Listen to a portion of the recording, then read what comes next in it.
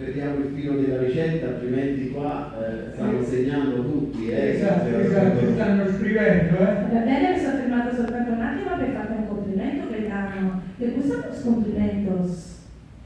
Certo, grazie. Prego. Allora, le finanzas.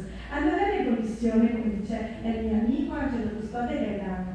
Allora, abbassiamo l'intensità del fuego e solo quando vediamo blu blu blu blu blu, che queste bolle che fanno blu blu blu blu blu, fanno più blu blu blu blu blu, dobbiamo sprendersi una cucchiarella e mescolare, se non mi vede io vado andando a spiegare, perché presentare quando dico mescolare,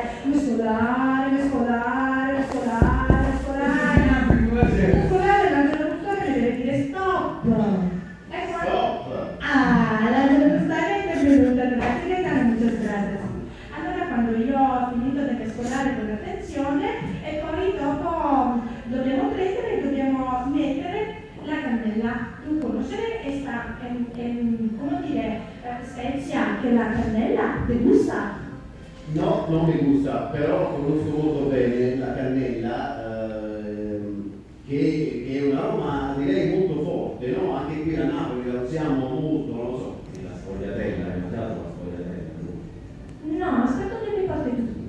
Ok.